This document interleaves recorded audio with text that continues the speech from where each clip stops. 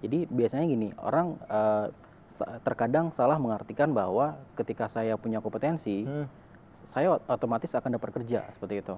Oke. Nah, kalau semua orang beranggapan seperti itu, bisa kita bayangkan hampir semua orang sekarang akan istilahnya ikut training kompetensi karena berharap akan dapat kerja.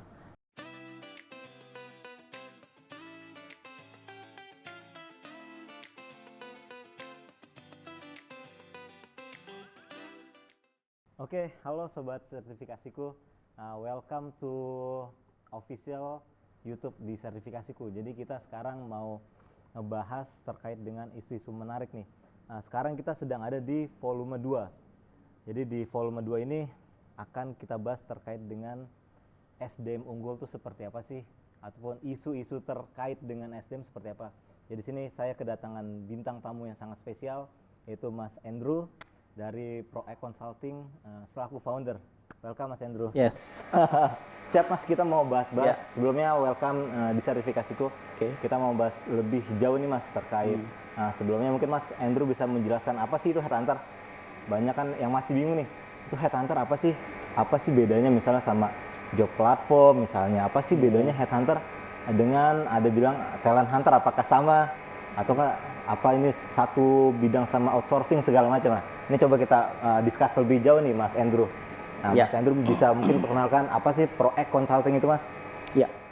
Oke, sebelumnya terima kasih Mas Brian atas waktunya. Siap. Jadi hari ini cerah. Cerah banget. Jadi mungkin saya sedikit introduction ya terkait yang mungkin kita akan bahas headhunter, terus kemudian kalau sedikit kita balik tadi ProEk Consulting ya. Siap. Sebenarnya ProEk Consulting ini adalah sebuah perusahaan konsultan SDM. Oke. Ya, atau HR consultant lah seperti itu. Jadi di mana salah satu services yang kita yang menjadi misalnya dalam arti kata executive search seperti itu ya, executive search atau istilah lain di luarnya itu adalah headhunter seperti itu. Jadi ProEk Consulting ini memfasilitasi atau membantu perusahaan-perusahaan untuk menemukan potensial kandidat. Ya, potensial kandidat itu bisa dalam arti kata kandidat yang sulit didapat. Benar. Ya, yaitu kemudian kandidat yang mungkin agak unik, entah itu placementnya, terus kemudian dari skillnya seperti itu ya, dari kompetensinya seperti itu, terus kemudian dari bisa juga jadi mungkin levelingnya seperti itu. Jadi kita membantu perusahaan-perusahaan untuk menemukan kandidat yang cukup tepat ya, sesuai dengan kebutuhan mereka seperti itu. Nah, yang bedain dengan job portal yang lain seperti itu ya, mungkin kalau kita anggap ada job portal yang di mana menyediakan lowongan-lowongan sehingga setiap kandidat itu bisa ngelamar di situ ya. Nah, kalau job portal itu mungkin ya, in my opinion biasanya ada lowongan saya nge-apply seperti itu ya. Jadi setiap rekruter akan melihat cocok nggak nih seperti itu. Nah, kalau di kita akan mencari kandidat-kandidat yang bahkan yang saat ini tidak ngelamar. Mereka nggak ngelamar, cuman karena kita lihat dia punya kompetensi yang cukup baik seperti itu ya, akhirnya kita deketin. Bahasanya kita deketin, Pak, saya ada posisi, ada lowongan di perusahaan A seperti itu. Jadi kira-kira Bapak capable nggak, atau kira-kira Bapak tertarik nggak seperti itu. Nanti kita jelasin, apa benefitnya seperti itu, terus kemudian kita jelasin gambaran pekerjaannya seperti apa, mungkin dari sisi jenjang karirnya seperti apa. Itu yang biasanya yang kita lakukan ya. Jadi kita mencari orang yang biasanya mungkin tidak ngelamar gitu ya. Jadi kita itu adalah salah satu tugas-tugas ya headhunter atau executive search seperti itu. Terus kemudian ProEk Consulting sendiri sebenarnya pun kita punya beberapa jasa yang lain juga seperti itu ya. Nah, jadi kita punya online assessment test seperti itu ya. Jadinya di mana beberapa jasa ini terus kemudian ada training juga seperti itu ya. Mungkin kita bisa ngobrol bareng deh terkait kompetensi. Benar Mas. Gitu ya. Jadi kenapa kita memunculkan beberapa jasa sekaligus seperti itu ya? Karena memang permintaan dari perusahaan dari klien itu suka istilahnya minta hal-hal yang mungkin dalam arti kata, Mas kan headhunter, ada bisa asesmen sekalian nggak kayak gitu, Iya. atau bisa training nggak, gitu. Makanya kita hadirkan package seperti itu. Makanya mungkin kita hadir ke sertifikasiku.com dalam rangka ini nih, Siap. biar bisa ngobrol bareng. Selain kita buat konten, kita kerja sama mungkin Mas ya? Yes, mungkin itu akan menjadi next step-nya seperti itu Mas. Siap, kita lakukan. Ya, Siap, menarik nih Mas, Proact Consulting. Berarti Mas Andrew nih biasanya seperti apa sih kalau untuk ngedeketin potensial kandidat? Yang dilihat apanya sih Mas? Atau melalui apa sih biasanya?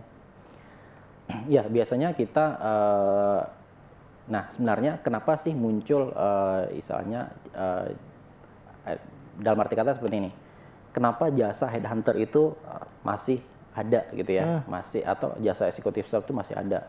Pertama karena banyak perusahaan yang mungkin punya spesifikasi atau kandidat-kandidat yang mungkin butuh skill khusus, spek khusus seperti itu, dan ternyata di luaran itu mungkin tidak banyak. Kalaupun ada, mungkin mereka akan punya effort lebih untuk mencarinya seperti itu. Nah, sedangkan posisi-posisi yang open di perusahaan tersebut banyak. Anggaplah misalnya perusahaan B dia punya manpower planning ya, atau MPP, itu dalam 1 tahun ada 30 posisi yang harus dipenuhi seperti itu. Biasanya mereka akan membuat istilahnya apa ya, skala prioritas ya. Mana yang mudah menurut mereka untuk dipenuhi, mana yang sulit. Nah, yang sulit ini biasanya mereka akan trial, nyari sekali 2 kali, nyari 10 orang, 10 kandidat nggak cocok. Akhirnya mereka akan mencoba untuk meminta tolong ke executive search, headhunter untuk fulfill posisi tersebut gitu ya. Itu jadi sebenarnya kebutuhan sini didasari dari ya adanya kebutuhan di perusahaan itu yang cukup istilahnya cukup rumit ya. Terus kemudian beberapa posisinya juga sulit untuk dipenuhi seperti itu sih. Berarti bisa dibilang teman-teman ini harus kompeten dulu mungkin Mas ya, masuk ke industrinya, mulai bekerja dengan bagus sehingga mungkin CV-nya bisa dibilang bagus itu Mas, CV atau portofolio, dan nanti teman-teman dari headhunter bisa nge-reach gitu Mas ya. Ya, jadi sebenarnya kalau kita bilang beberapa kandidat yang yang akhirnya kita approach ya, kita approach itu biasanya memang kandidat-kandidat yang punya skill khusus. Entah itu ya, kalau kita bilang skill ini berkaitan dengan kompetensi seperti itu ya. Kalau kita bilang kompetensi ya, ini pasti kompetensi yang berkaitan dengan apa yang dia kerjakan saat ini seperti itu ya. Misalkan contoh, kita mencari orang yang dari sisi manufacturing. Beberapa klien saya itu cukup banyak di manufacturing. Ya, jadi mereka akan minta contoh, kalau saya mencari seorang automation engineer, berarti salah satu hal yang harus dia pahami adalah PLC istilahnya ya. Nah, jadi nanti PLC pun ternyata nanti punya beberapa jenis ya istilahnya beberapa mesin lah seperti itu. Nah, itu yang istilahnya ya akan kita dalamin, kemampuan orang dalam memahami PLC, dia punya kompetensi sampai di level apa seperti itu. Nah, jadi sebenarnya orang-orang yang punya kompetensi ya, orang-orang yang punya skill yang istilahnya lebih baik atau lebih bagus kalau dia tersertifikasi juga seperti itu. Ini adalah orang-orang yang sebenarnya cukup menjadi pencarian oleh headhunter gitu ya. Memudahkan headhunter. Benar gitu. Jadi istilahnya orang-orang yang punya skill seperti itu biasanya akan ya lebih sering di approach oleh headhunter atau executive search ya, karena di satu sisi jumlahnya mungkin masih sedikit gitu ya. Dan di sisi lain ya memang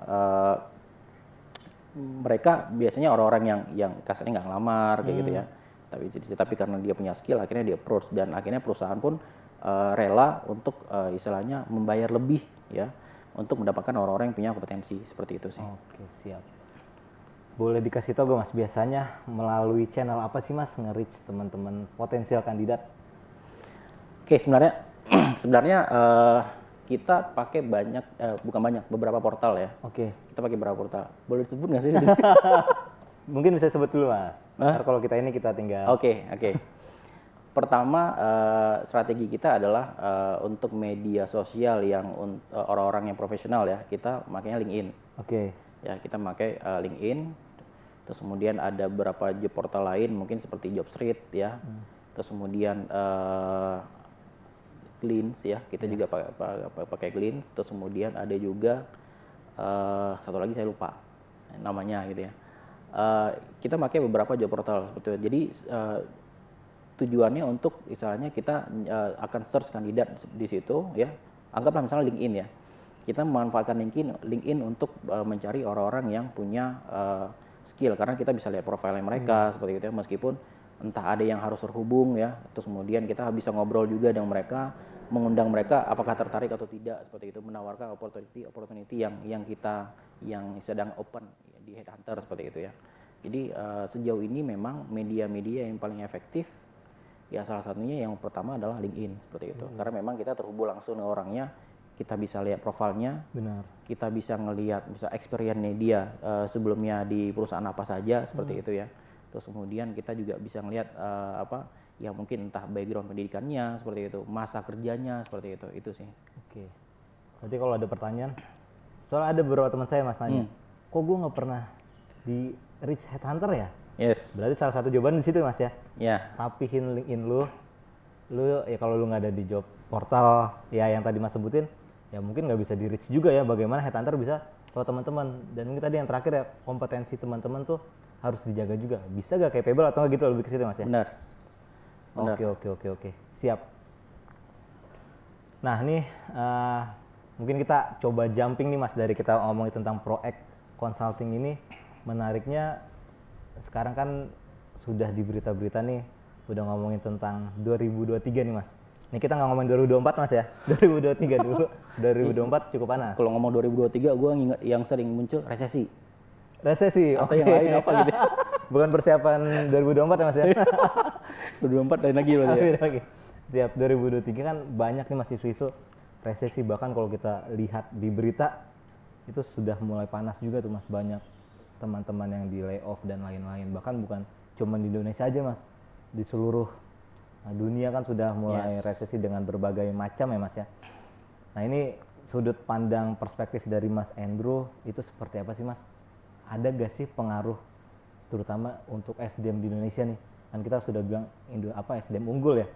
Ini slogan kita yang bisa kita perjuangkan gitu Mas. Iya. Jadi gini, kalau kita berkaca di awal pandemik ya, 2020 seperti itu. Beberapa perusahaan yang dalam arti kata belum entah dia belum tersistem ya, terus mungkin beberapa istilahnya pekerjaannya itu masih sifatnya face to face, offline seperti itu, akhirnya dikagetkan dengan kondisi lu harus jaga jarak kayak gitu. Benar. Terus kemudian lu nggak boleh ketemu orang yang mungkin bukan di circle-nya, jadi istilahnya dalam arti kata mencegah penularan virusnya seperti itu ya, atau COVID-nya seperti itu. Nah sebenarnya ketika kondisi 2020 kemarin sebenarnya kita sudah bisa belajar ya, bahwa ya 2020 kemarin pun sebenarnya disebut dengan resesi seperti itu ya, cuman katanya gitu ya isunya 2023 akan lebih besar seperti itu ya.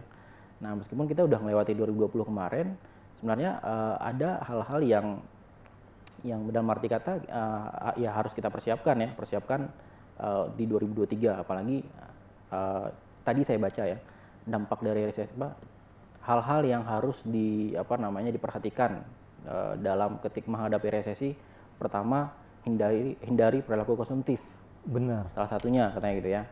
Terus kemudian ada juga ada yang bilang siapkan uang cash seperti itu. Iya. Ya. Terus kemudian ada yang ketiga yang saya ingat adalah yang ketiga yang saya ingat tadi yang saya baca, jangan lupa untuk berinvestasi. Wah, benar. Dia itu ketiga ya. Yang ketiga yang paling saya ingat, meskipun tadi agak-agak lupa gitu ya. Dia bilang jangan lupa untuk berinvestasi. Sebenarnya ketika kita ngomong berinvestasi, ini adalah tidak serta-merta berinvestasi kepada hal-hal yang mungkin mungkin seperti rumah, terus kemudian logam mulia seperti itu ya. Tapi yang harus kita persiapkan juga sebagai kita orang yang misalnya mencari kerja gitu ya. Investasinya adalah dengan meningkatkan skill. Benar. Salah satunya itu. Nah, gimana cara meningkatkan skill? Banyak. Sekarang di zaman serba digital, serba online, orang bisa training misalnya gratis ya.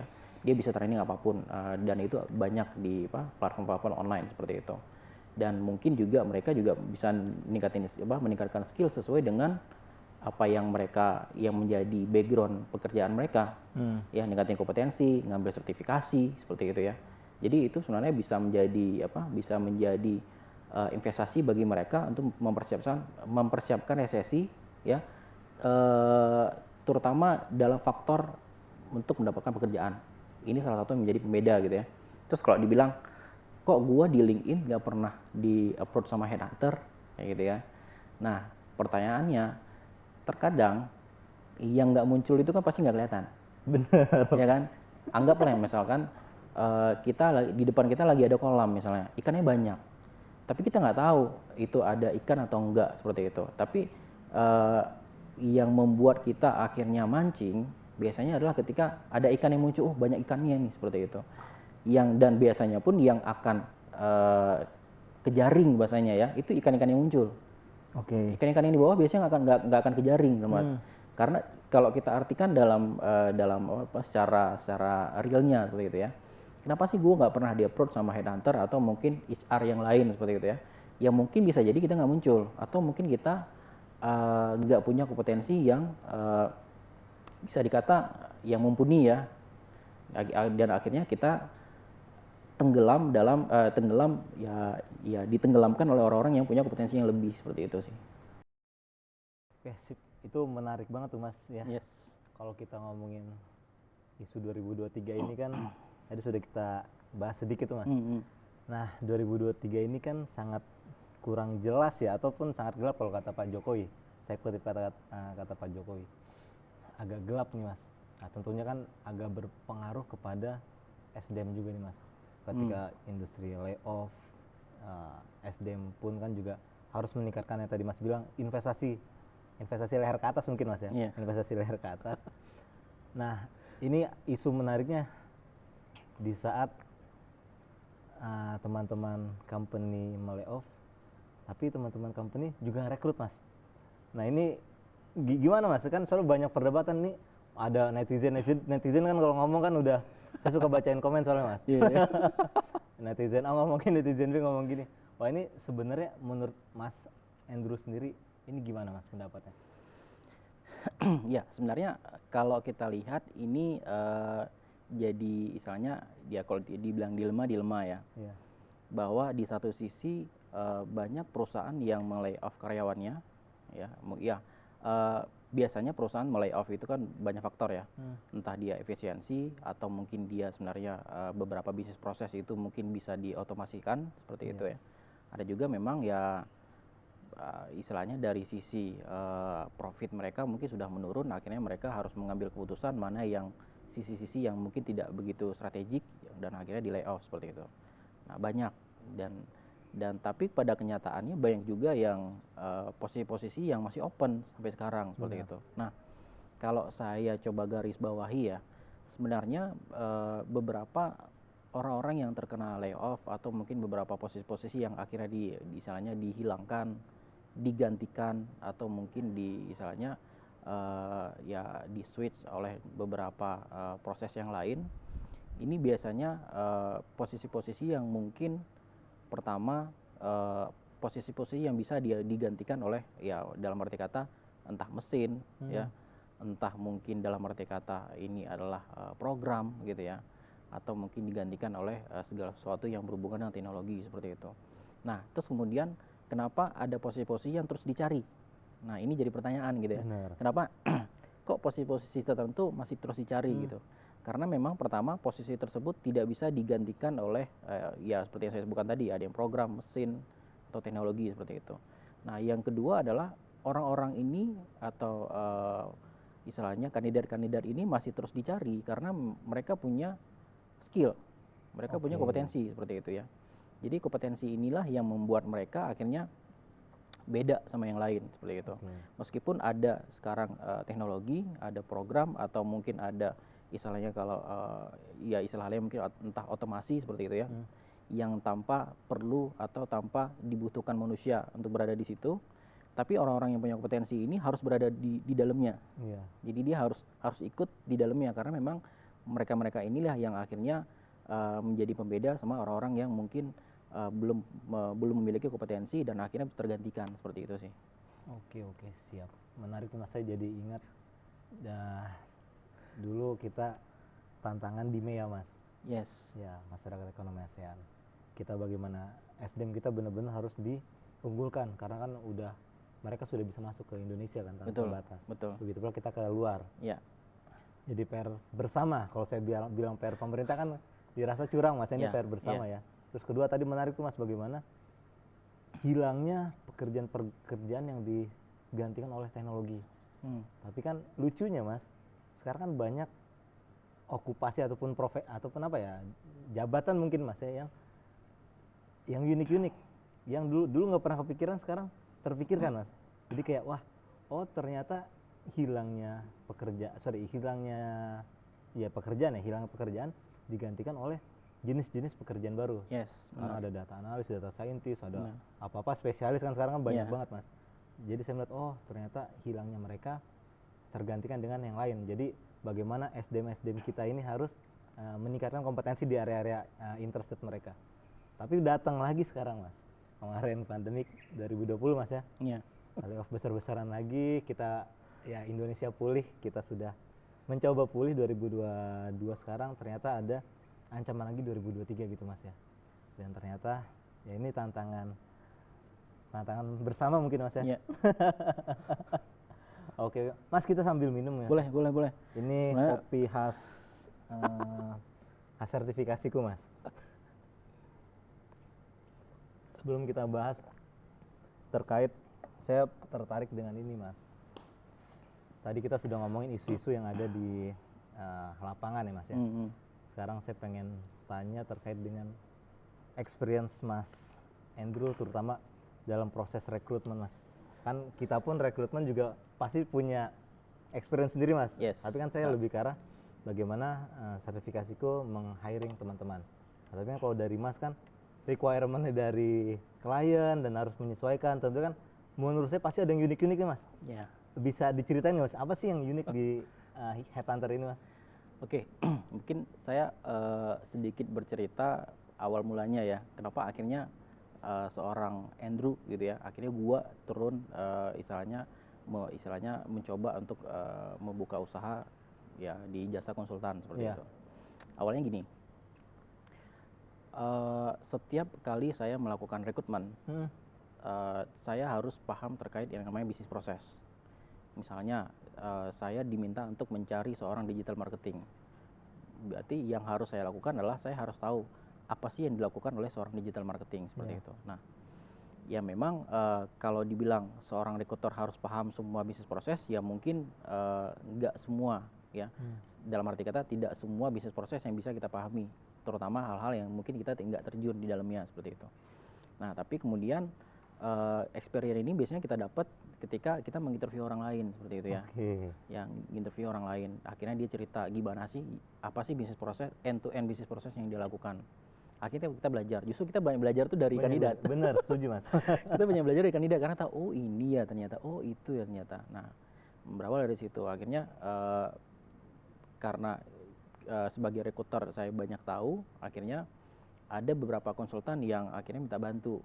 Awalnya dia minta bantu ketika saya masih bekerja sebagai seorang karyawan, dia masuk bantu kita, nggak closing. Akhirnya nggak sengaja saya ngomong, gimana Bu kalau saya yang bantu, tapi di perusahaan lain gitu ya. Jadi saya nggak bantu untuk internal perusahaan, saya bantu perusahaan lain.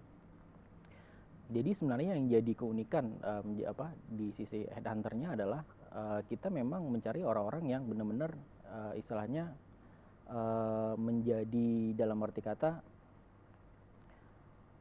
gue nyari orang ya, contoh saya nyari ikan yang mungkin sulit untuk didapat misalnya gitu ya. Misalkan di laut nih gitu ya, saya disuruh nyari ikan misalnya ikan lumba-lumba gitu ya. Ternyata lautnya mungkin laut daerah mana seperti itu. Ya mungkin dibilang sulit seperti itu.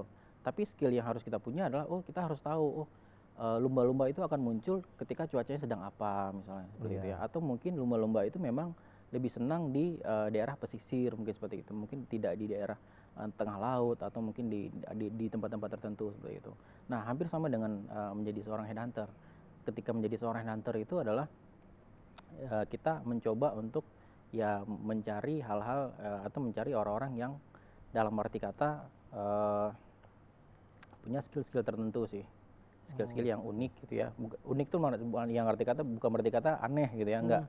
Tapi biasanya ketika orang punya skill A, perusahaan akan minta, lu punya nggak orang-orang yang punya capability di skill B atau skill di atasnya seperti itu ya. Dia akan challenge headhunter tuh di situ sih, seperti itu. Tapi pertanyaan saya ini Mas, jadi corporate ini sebenarnya kan besar-besar Mas, ya, mereka strukturnya juga sudah ada. Kenapa mereka nggak nyari sendiri Mas? Ini kan menjadi sebuah poin penting. Kenapa harus ada headhunter seperti itu Mas ya? Ya, iya. Pertama, ini in my opinion ya. Pertama, kandidat tersebut sulit untuk didapat. Contoh kalau saya bilang sales engineer. Ini contoh ya. Jadi ada satu perusahaan minta tolong untuk nyari sales engineer. Di sales engineer di luar tuh banyak banget. Hanya saja beberapa klien ini meminta sales engineer yang sesuai dengan produk atau yang punya experience dengan produk mereka seperti itu. Ini nggak banyak. Ini nggak banyak. Apalagi misalkan sales engineer di bidang misalkan di alat berat ya, heavy equipment seperti itu. Terus kemudian di luaran itu ternyata banyak sales engineer yang bergerak di oil and gas atau mungkin di perusahaan-perusahaan istilahnya bukan alat berat seperti itu ya. Jadi ketika kita menawarkan mereka atau ketika mereka mencari sebenarnya jadi kesulitan. Terlebih seperti yang saya bilang tadi, dalam satu periode mereka membuka kebutuhan manpower itu cukup banyak gitu ya. Jadi akhirnya nggak pegang. Jadi mereka akan beberapa posisi yang mungkin sulit untuk didapat, mereka akan tawarkan ke headhunter karena mungkin yang saya tahu headhunter akan ngulik bahasanya ya, akan ngulik lebih dalam terkait kemampuan mereka, experience mereka, terus kemudian dari sisi ya mungkin seperti gambaran benefitnya cocok atau tidak seperti itu sih. Mereka bertarung di waktu juga mungkin Mas ya? Benar. Jadi sebenarnya mereka keterbatasan waktu salah satunya. Akhirnya mereka minta tolong atau minta support dari executive search ya atau headhunter. Untuk ProAct Consulting sendiri Mas, menghandle klien-klien ukuran ya size besar atau bisa handle teman-teman startup juga. Jadi kan banyak teman-teman juga startup nih yang nonton ini nih. Bisa bantu gak tuh Mas untuk itu? Ya, sebenarnya saat ini ya kita fokus ke beberapa klien ya. Pertama itu ada manufacturing, manufacturing, terus kemudian di retail ya, yang pernah kita support ya di retail, manufacturing, terus kemudian oil and gas ya, mining kita juga support, terus kemudian ada juga perusahaan e-commerce ya, kita bantu untuk perusahaan e-commerce. Bahkan kemarin ada satu perusahaan IT yang minta bantu ke kita ya untuk nyari yang mungkin hampir cukup banyak posisi ya. Mungkin kalau saya sebut mungkin hampir 50-an seperti itu. Jadi mereka minta bantu ke kita untuk pemenuhan manpowernya seperti itu sih. Terus kemudian ada juga perusahaan-perusahaan yang bergerak di bidang mungkin finance ya. Seperti itu. Jadi sebenarnya banyak seperti itu. Kalau dibilang perusahaan IT tadi ya, perusahaan IT kita juga menghandle beberapa perusahaan IT seperti itu sih. Jadi memang kalau kebutuhan di IT sebenarnya tinggi ya, tapi ketersediaan di luar juga sebenarnya ya nggak banyak. Karena ini ya sekarang seperti mungkin Mas Brian bilang tadi ya, banyak orang sekarang sebagai data analis ya, data spesialis. Ini kan orang-orang yang punya skill khusus ya, mereka punya skill khusus kayak gitu. Dan bukan pekerjaan umum. Contoh saya bilang pekerjaan umum misalkan posisi HR, dia bisa mengerjain beberapa pekerjaan sekaligus. Kalau ini enggak, jadi mereka sebagai analis atau spesialis dia fokus mengerjakan satu hal seperti itu. Jadi ketika ditanya hal yang lain, contoh misalkan dia ngerjain HR, ditanya pekerjaan GA, dia nggak paham. Jadi dia spesialisnya HR seperti itu ya. Kalau dulu mungkin banyak yang umum ya, tapi sekarang memang banyak orang-orang yang dibutuhkan skill khusus dan itu yang menjadi challenging untuk nyarinya. Oke.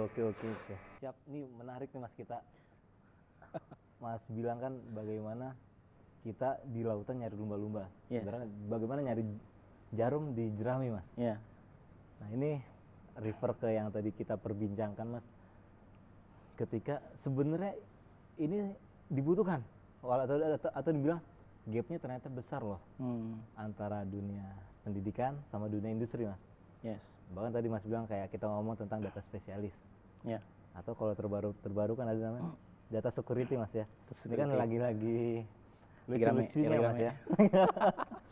Kok kan kalau kata netizen, kok bisa sih? Ya kita nggak bisa mempersiapkan segala macam. Nah, ini menarik Mas di data security. Apakah benar kita belum sampai sana? Ataukah kalau kita bilang banyak gak sih pekerjaan yang dibutuhkan, ternyata banyak Mas ya. Data security harus lebih dalam. Ya. Atau bisa dibilang industri game, Mas. Industri games kan banyak kita main games-games luar. Ya. Kan sangat disayangkan kan. Sedangkan di Indonesia kan banyak sekali, jangan sampai kita jadi market doang kan, Mas. Kita cuma jadi market, sedangkan kita banyak sekali kompetensi yang bisa kita tinggikan. Saya juga sempat discuss sama salah satu orang games, sayang banget kita cuma pakai game sana. Ini berarti harus banyaknya SDM unggul di sektor-sektor ini nih, Mas. Ada tadi teknologi ataupun tadi di games ataupun tadi Mas bilang manufaktur segala macam, sebenarnya masih banyak PR-nya, Mas ya. Walaupun industri sedang tanda tanya, sedang abu-abu, tapi SDM ini perlu dijaga, Mas ya, kompetensinya gitu, Mas ya. Iya, ya. Ya, jadi mungkin kalau sananya ada, jadi ini sebenarnya jokes lama. Semoga gue nggak salah ngomong ya. Gimana? Ya, jadi kalau dulu ada dibilang bahwa orang Amerika itu bisa bikin software A gitu ya. Nah. Bisa bikin games A gitu ya. Orang Jepang bisa bikin teknologi A, teknologi B seperti itu ya. Sedang itu kemudian orang China dia bisa bikin otomasi apa, A, B, C dan sebagainya. Tapi hebatnya orang Indonesia adalah punya waktu buat make semuanya gitu ya. Jadi nggak usah waktu buat ngebuat games ya. Jadi kita punya waktu untuk menggunakan semuanya. Tapi itu jadi sebenarnya jadi istilahnya jadi kesalahan gitu ya. Di saat orang lain yang menciptakan ya, membuat suatu hal yang baru, justru kita yang meramaikannya. Seharusnya kita ikut terlibat menjadi orang-orang yang berkontribusi menciptakan hal baru juga seperti itu sih. Itu sebenarnya sangat disayangkan. Terus kemudian kalau sana kita bilang bahwa dengan adanya posisi-posisi baru ya, terus kemudian yang unik seperti itu ya, terus kemudian apa yang harus kita lakukan seperti itu. Nah, kalau kita tahu ya, sekarang itu banyak banget istilahnya ya, coding bootcamp gitu ya. Iya, bootcamp. Jadi kita sering banyak banget sekarang mendengar bootcamp ya. Bahkan beberapa orang yang saya tahu bekerja tidak sesuai dengan apa yang dia pelajari saat kuliah. Benar. Karena mungkin dia ngerasa kayaknya yang saya lakukan saat ini udah nggak cocok dengan zamannya. Bukan nggak cocok, mungkin pergerakannya mungkin nggak sesuai dengan kondisi saat ini seperti itu. Dan dia akhirnya menyesuaikan dengan apa yang terjadi dia di kondisi saat ini. Makanya banyak sekarang posisi-posisi yang agak aneh gitu ya. Ya bukan aneh sih, mungkin bagi kita aneh seperti itu. Tapi dalam artian orang-orang yang seperti ini cukup bagus ketika dia mampu beradaptasi, meningkatkan skillnya juga seperti itu ya. Dan akhirnya dia istilahnya ikut ngambil peran dalam posisi-posisi baru ini seperti itu sih. Yang kita ngomongin games, Mas, kita sebagai kita sebagai player, user. Tapi uniknya, Mas, sekarang banyak banget champion kan, malah menjadi ladang tuh, Mas. Satu sisi kita menjadi ladang, satu sisi ya sangat disayangkan kenapa tidak kita yang buat gitu, Mas ya. Apakah perlu dikompetensi, Mas, para players? Ya, jadi sebenarnya kalau kita bilang bahkan seperti dibilang tadi, sekarang game saja dipertandingkan gitu ya. Benar, jadi profesi sekarang, Mas. Jadi profesi gitu ya. Jadi dan sebagian orang lain ya ada beberapa orang yang mungkin karena dia punya istilahnya punya kemauan, akhirnya dia upgrade skill, akhirnya dia punya trik ya, punya strategi, akhirnya dia bisa menjadi salah satu player ya di champion tersebut atau di pertandingan tersebut gitu ya. Tapi bagi beberapa orang yang mungkin dia hanya tahu yang penting gue main game, mungkin dengan jam terbang gue bisa lebih expert gitu ya. Padahal main game pun butuh strategi sebenarnya gitu ya. Main game pun butuh belajar juga gitu ya. Makanya orang-orang yang paham itu ya dalam arti kata mereka menjadikan ya entah itu permainan atau hobinya mereka gitu ya menjadi sesuatu yang menghasilkan seperti itu. Nah sayangnya yang terjadi saat ini adalah banyak orang-orang yang ngikutin alur siang malam main game gitu ya. ngabisin kuota doang katanya gitu ya.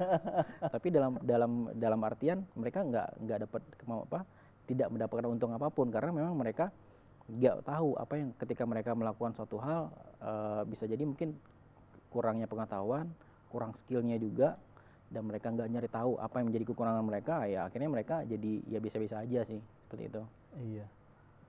Jadi sekarang lebih banyak unik Mas, kayak sekarang anak kecil ditanya mau jadi apa, dulu kan pilot, dokter, Yes. mau jadi YouTuber, mau jadi gamers. Memang industrinya menarik banget sekarang Mas ya.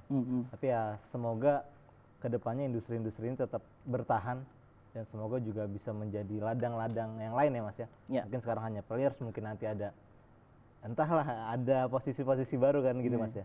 Nah selain itu Mas, saya pengen tanya, ini cukup menarik Mas. Banyak kan, kita kan sertifikasiku lebih ke arah training provider Mas. Kita mempersiapkan teman-teman bagaimana untuk bisa meningkatkan kompetensi serta untuk mendapatkan sertifikasinya di beberapa. Nah, kita ada di, tadi Mas bilang bootcamp, kita juga ada bootcamp digital marketing juga, kita ada di bidang keuangan. Mungkin nanti keuangan kita bisa kerjasama nih Mas. Wah, kita menarik kayaknya. kita banyak kayak manajemen resiko, analis efek, kita juga banyak alumni-alumni kita yang tersebar di industri-industri. Mungkin nanti bisa kita ciptakan ekosistem baru, kita proact dengan sertifikasiku. Mantap kayak ini. Nah, ada lagi pertanyaan, sebenarnya pertanyaan umum Mas, tapi sepertinya menarik untuk kita bahas. Seberapa pentingkah sertifikasi di mata HR Mas? Oke, sebenarnya gini, kalau dikatakan penting nggak penting, kalau saya kasih contoh adalah pertanyaannya adalah lu milih mana, orang yang belajar atau enggak? Iya, gitu ya. benar. Yang pasti ketika saya mencari orang, saya pasti akan nyari orang yang belajar, seperti itu ya.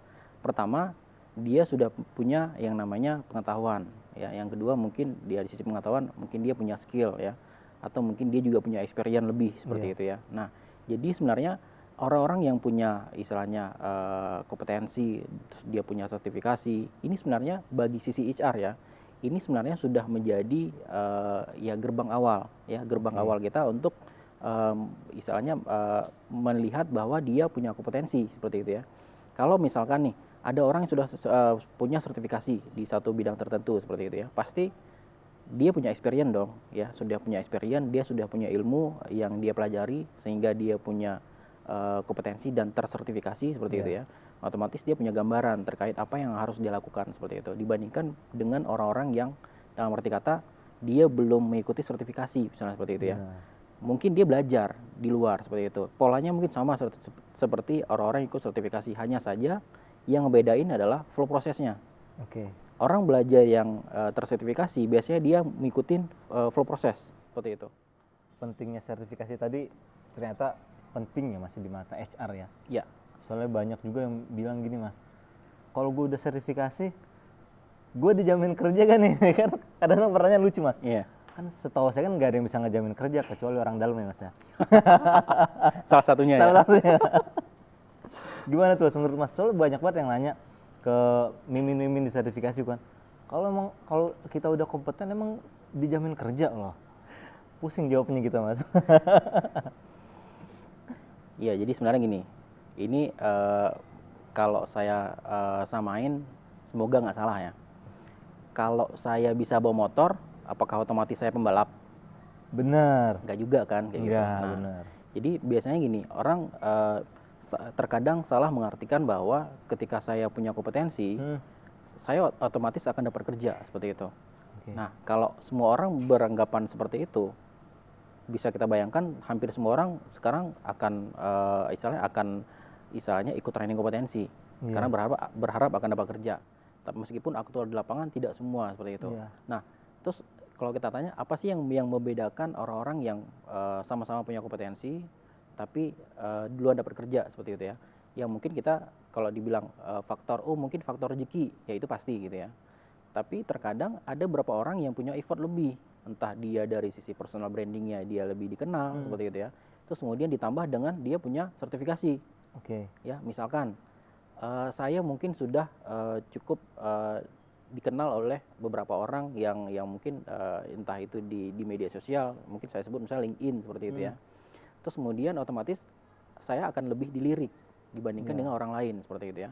Apalagi ditambah ketika dia ngeliat profil saya, oh ternyata Mas Andrew punya sertifikasi, itu akan jadi nilai tambah gitu ya, akan jadi poin plus seperti itu.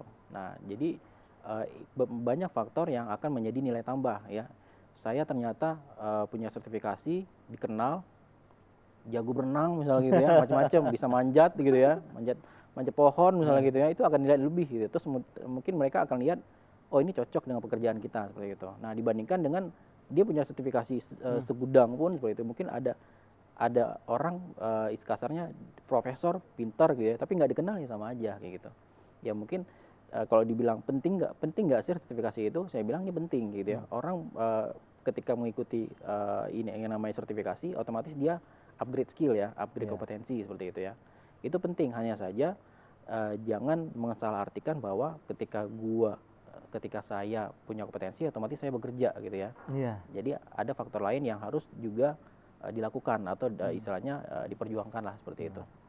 Karena tadi Mas, perbedaan antara kita belajar sendiri, ada yang banyak juga Mas, mending gue belajar di YouTube, waduh, Benar. mending gue belajar di Google segala macam.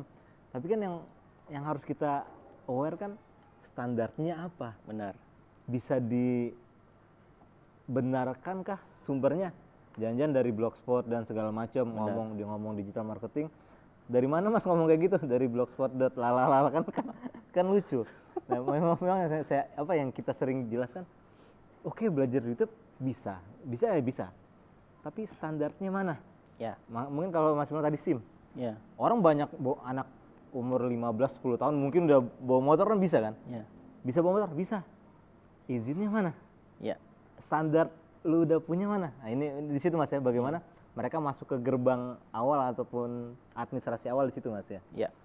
Ya, justru inilah penting yang namanya sertifikasi ya. Iya. Jadi sertifikasi itu sebenarnya kan sesuatu yang sudah distandarkan. Distandarkan. Jadi sudah standar, jadi yang kita pelajari, yang kita pahami juga sudah runut ya atau runtut seperti itu. Jadi orang belajar tahu. Contoh kalau saya bilang, oh materi kayak gitu mah banyak di YouTube gitu ya. Tapi ketika nanti dia tanya proses merakit mobil seperti apa gitu. Iya. Kalau dia ngikut sesuai standar atau yang mungkin dalam arti kata sesuai kompetensi, sesuai yang sudah tersertifikasi, dia tahu oh mungkin harus nyiapin rangka dulu gitu ya. Kemudian ya rangka, ban, baru body ya, baru kemudian interior di dalamnya. Tapi kalau seandainya tidak punya standar, ya dia akan bisa ngerakit, tapi dia mungkin tidak by proses ya. Jadi mau nggak mau dia nyiapin semuanya. Oh nyiapin rangka dulu, ternyata setelah datang rangkanya dia pasang body, ternyata oh bannya mana kayak gitu. Ada yang miss pasti seperti itu, dan mungkin bisa jadi nggak runtut ya, atau nggak runut seperti itu sih. Ini kalau di kompetensi 3 tuh Mas poinnya, skill, knowledge, attitude. Ya. Terdengar simpel, sebenarnya itu bermakna banget. Bagaimana pengetahuan teman-teman, Benar. skill teman-teman seperti apa, bahkan sikap kerja. Ya. Tadi Mas bilang proses Ya. dari A, B, C, jangan tiba-tiba dulu, A dulu. Bisa ya, bisa, tapi tidak sesuai dengan standar. Nah, terkait hal ini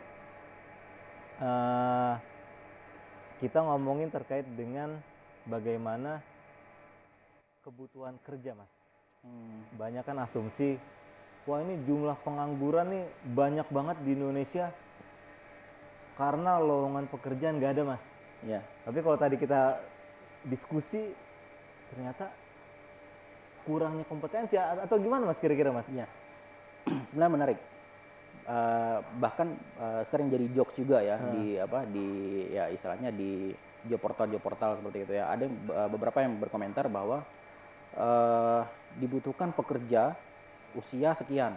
Iya. Punya pengalaman sekian ya. Jadi anggaplah usia 25, punya experience minimal 5 tahun seperti itu ya.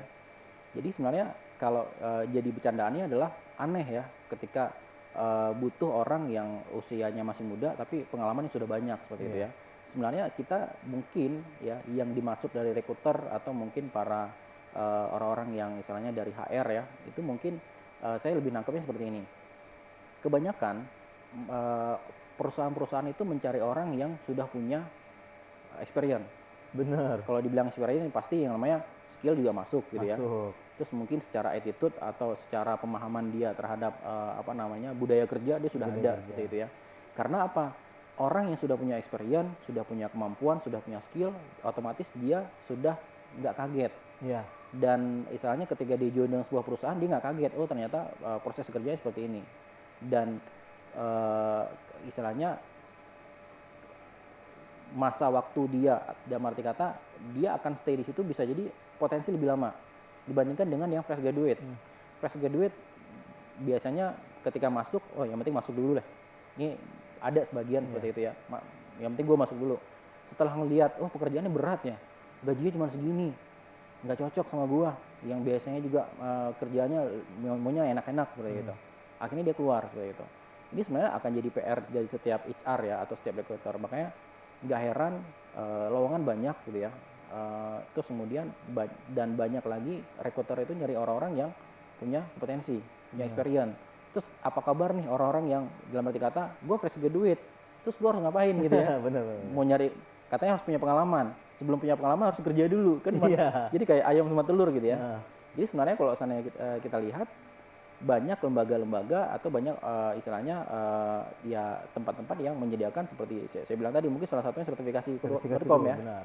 Jadi fresh graduate pun sebenarnya bisa menyasar bahwa gue belum punya experience, tapi ketika saya tahu bisnis proses, flow prosesnya ya dari sebuah pekerjaan, istilahnya sebuah proses, itu sebenarnya akan membantu mereka sih, meskipun mereka nggak punya experience yang real di lapangan ya, tapi setidaknya mereka punya gambaran apa sih yang harus mereka lakukan sebagai seorang fresh graduate dan bersaing dengan orang yang punya experience seperti itu sih. Iya, benar.